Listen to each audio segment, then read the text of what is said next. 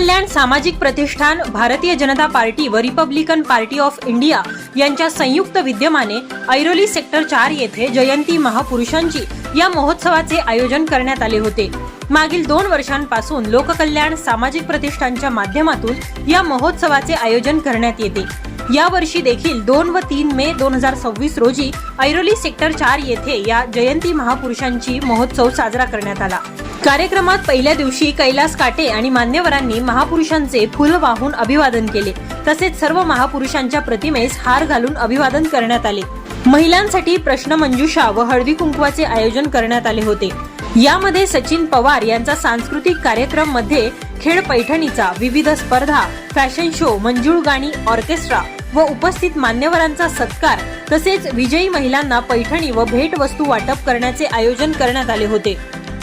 या महोत्सवास महाराष्ट्र राज्याचे वनमंत्री गणेश नाईक आणि भारत वानखेडे अध्यक्ष, शासकीय अधिकारी संघटना, कर्मचारी संघटना, मंत्रालय मुंबई यांनी प्रमुख पाहुणे म्हणून उपस्थिती दर्शवली।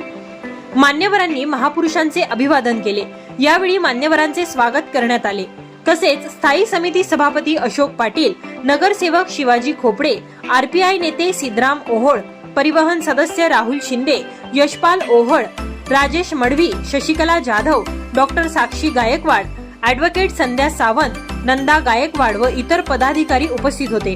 कार्यक्रमाचे प्रमुख सल्लागार ॲडव्होकेट दीपक गायकवाड व संस्थापकीय अध्यक्ष कैलास काटे यांच्यासह उत्सव यशस्वी करण्याकरिता अध्यक्ष गंगाधर कांबळे, राहुल पगारे, प्रकाश सकपाळ, परमेश्वर कंकाळ, सोनाली काटे, उषा कांबळे, निर्मला गायकवाड यांच्यासह शेकडो प्रेक्षकांनी उपस्थिती दर्शवली। लोककल्याण सामाजिक प्रतिष्ठानचे संस्थापकीय अध्यक्ष व कार्यक्रमाचे आयोजक कैलास काटे यांनी ऐरोली वार्ताला दिलेल्या प्रतिक्रिया।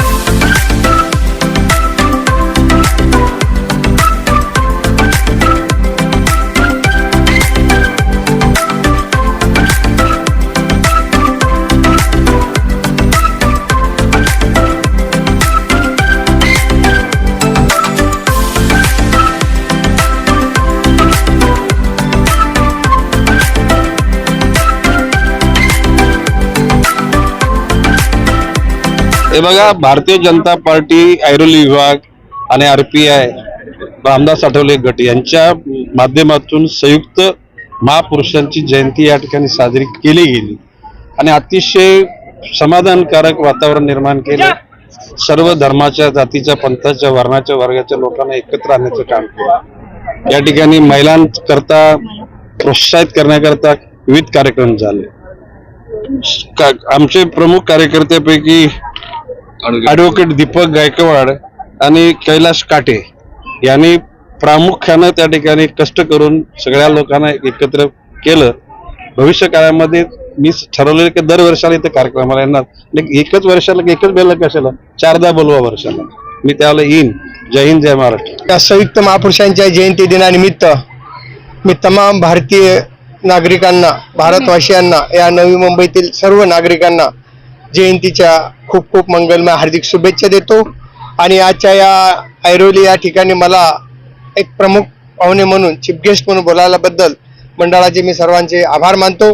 आजच्या या संयुक्त महापुरुषांच्या जयंती दिनानिमित्त खरं तर खूप मोठा एक संदेश या ठिकाणी देण्यासारखा आहे की हा जो जागर आहे, हा जो एक धागा आहे, हा सर्व देशाला आणि सगळ्या जगाला, जिथं की आपण डॉक्टर बाबासाहेब आंबेडकरांना सिम्बॉल ऑफ नॉलेज म्हटलं जाते, तिथंच आपण लक्षात येते की हा देश हा जगाच्या पाठीवर किती मोठा आहे। आणि डॉक्टर बाबासाहेब आंबेडकरांनी जी भारतीय संविधान लिहून दिली आहे या देशाला, ती सर्वोच्च संविधान मानले जाते। म्हणून मी या ठिकाणी म्हणेल की डॉक्टर बाबासाहेब आंबेडकर म्हणायचे गुलामीच्या संदर्भात की स्त्री गुलाम झाली की मूल गुलाम होतात, मूल गुलाम झाले की कुटुंब गुलाम होते, कुटुंब गुलाम झाले की समाज गुलाम होतो आणि समाज गुलाम झाला की राष्ट्र गुलाम होतो। असा हा गुलामीचा सिद्धांत हा मुली गुलाम स्त्री गुलामांना जन्म देते, म्हणून गुलामाला गुलामाची जाणीव करून दिली पाहिजे असं डॉक्टर बाबासाहेब आंबेडकरांचे म्हणणे आहे. आणि आजही आम्ही डॉक्टर बाबासाहेब आंबेडकरांच्या विचारावर जेव्हा कार्य करतो तेव्हा ते आमचा स्वाभिमान जो आहे तो स्वाभिमान कधीही खाली झुकू देत नाही आणि स्वाभिमानाने आज मान ताठ करून त्या केवळ आणि केवळ त्या डॉक्टर बाबासाहेब आंबेडकरांमुळे आम्ही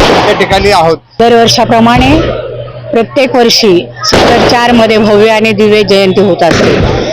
त्या जयंतीच्या निमित्ताने आज प्रमुख पाहुणे रामदासजी आठवले साहेब होते, गणेश नाईक साहेब होते आणि आमचे भरत वानखेडे होते. तर आज मला असा आनंद होत आहे की भरत वानखेडे आणि गणेश नाईक या दोघांनी हजेरी लावली आणि आमचे गणेश नाईक साहेब म्हटले की आठवले साहेब म्हटले की मारायला येतो तरी ते संध्याकाळपर्यंत येतील, परंतु आज साहेबांना मी फोन स्वतः केला होता पीएला त्यांच्या, तर ते बोलले आम्ही येऊ परंतु वेळ सांगत नाही. तर अशा ह्या भारतीय घटनेच्या शिल्पकाराची आणि सर्व महापुरुषांची छत्रपती शिवाजी महाराज, शाहू महाराज आज ह्या ठिकाणी जी जयंती होत आहे ती जगाला पोषक जयंती आहे आणि सर्व तळागाळातील महिलांसाठी आणि तळागाळात महिलांसाठी हा विचार जो आहे सन्मानाचा विचार आणि दिशा देणारा विचार आहे. तेव्हा मी पूर्ण नवी मुंबईमध्ये आणि महाराष्ट्रामध्ये सर्व जयंती करणाऱ्या आणि सर्व जयंतीवाल्या आणि माझ्या सर्व माता भगिनींना मी जयंती निमित्ताने हार्दिक हार्दिक शुभेच्छा देते. कल्याण सामाजिक विकास संस्था व भारतीय जनता पार्टी प्रभाग क्रमांक 4 व रिपब्लिकन पार्टी ऑफ इंडिया यांच्या संयुक्त विद्यमाने आपण हे सलग दुसरं वर्ष आहे ही महापुरुषांची जयंती साजरी करत आहोत. केवळ बाबासाहेब आंबेडकर नव्हे तर छत्रपती शिवाजी महाराज, संभाजी महाराज, महात्मा फुले, सावित्रीबाई फुले सगळ्याच महापुरुषांची आपण जयंती साजरी करत असतो. जयंती साजरी करत असताना आपला उद्देश एक असतो की बाबा सर्व लोकांचं म्हणजे मनोमिलन झालं पाहिजे, सगळे लोक एकत्र येतात, त्या निमित्ताने आपल्या विचाराची घेवाणदेवाण होते. तसेच या महाराष्ट्राचे लाडके मंत्री माननीय गणेशजी नाईक साहेब हे स्वतः इथे आले होते. संदर्भ असा होता की गेले 20 वर्षे एक इथे नगरसेवक आहे. नगरसेवक असताना गेल्या 20 वर्षात तुम्ही महासभा चेक करा, त्यामध्ये असा कुठेही प्रस्ताव नाहीये की जलवाहिनी चेंज केली पाहिजे, विद्युत वाहिनी चेंज झाली पाहिजे. पहिला आपली घरं होती 13x20, 12x20 आणि 11x20 तीन टाईपची घरं आहेत. सगळी घरं जी आहेत ना ती आपली 3 मीटर आणि 1 मीटरच्या दरवाजावर आहेत. त्यामध्ये 2-3 इश्यू होते. एक जलवाहिनी जी आहे तीच आहे. आता वास्तविक पाहता आपण तिप्पट घरं बांधलेली आहेत, तर जलवाहिनी मूळतः ती चेंज झाली पाहिजे, नवीन जलवाहिनी टाकावी.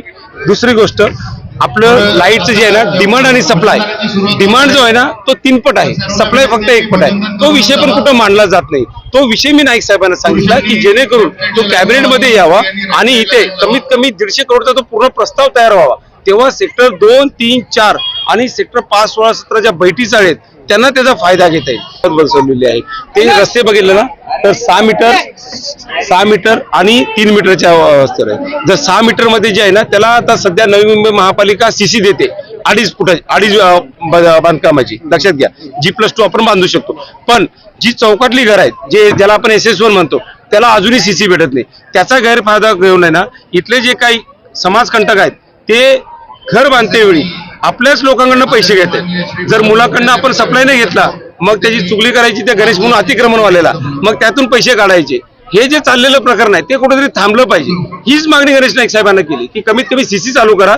हा जो लोकांचा इथला लोकप्रतिनिधीचा गोरखधंदा चालू आहे तो थांबला पाहिजे. कारण त्या कॉन्ट्रॅक्टरच्या जीवावरच ना स्वतःचा बर्थडे साजरा करायचा, काय स्वतःची कामं करून घ्यायची, ते चाललेलं आहे ना ते बंद करायचं आपल्याला. आता पुढच्या महिन्यात तुम्ही बर्थडे आहे ना तर तुम्ही बघाल ह्याच कॉन्ट्रॅक्टरकडून कलेक्शन घेतलं. साहेब सर्वप्रथम मला फार आनंद होतोय. आज आम्ही इथे फार मोठ्या जोमात आणि जोरात महापुरुषांची जयंती करतोय. आपण बघत असाल आज लोकांनी समाजाने महापुरुषांना वाटून घेतले, परंतु आज आम्ही लोककल्याण सामाजिक प्रतिष्ठानच्या द्वारे एक संदेश देऊ इच्छितो की हे जे महापुरुष आहेत हे कुणी एका समाजाचे, कुणी एका जातीचे, कुणी एका धर्माचे नाही आहेत. हे महापुरुष आपल्या सर्वांचे आहेत आणि या सर्वांचा आपण आदर्श घ्यावा या उद्देशाने आम्ही लोककल्याण सामाजिक प्रतिष्ठानच्या द्वारे आम्ही दरवर्षी आणि ह्याच्या पुढे निरंतर असा हा कार्यक्रम घ्यायचा आम्ही मानस ठेवलेला आहे. परंतु हा एवढा स्तुत्य कार्यक्रम करत असताना मला इथे सांगायला फार खंत वाटते की एवढ्या महापुरुषांची जयंती आपण साजरी करत असताना स्थानिक काही लोकांचा याला विरोध आहे. त्यांनी बऱ्याचशा लोकांना त्यांची दिशाभूल करण्याचा प्रयत्न केला. त्यांनी त्यांना सांगितलं की महापुरुषांच्या जयंतीला जाऊ नका, सदर कार्यक्रमासाठी कुठल्याही प्रकारची सहायता करू नका, अशा प्रकारची खंत मला फार वाटते.